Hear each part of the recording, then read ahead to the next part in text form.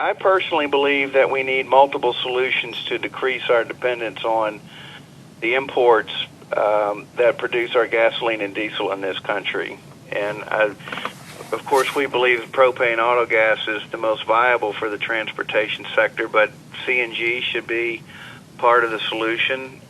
In some cases, electric vehicles that are just driving, people commuting not very far to and from work may make sense. One of the things that's not very well understood is when natural gas wells are pulling the product out of the ground, most of the wells have something called natural gas liquids, or NGLs, of which propane is one, butane, methane, or ethane rather, pentane and others.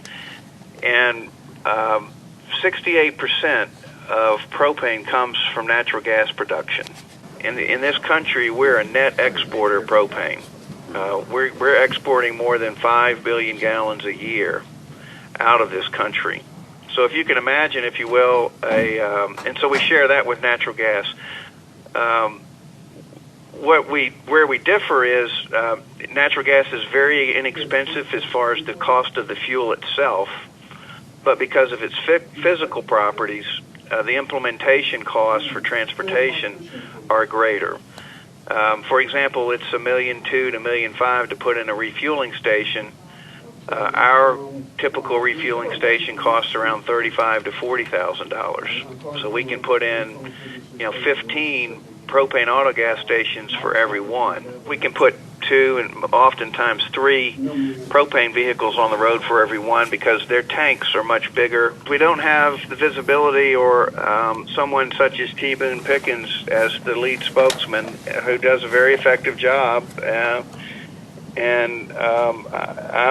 I'm not a billionaire nor a celebrity, so nobody knows who we are. But what we have done is chosen a path where we're going out and helping fleets make their conversions to propane auto gas at the grassroots level.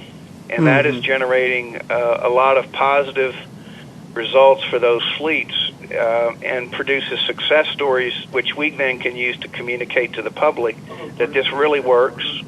It's not an experiment.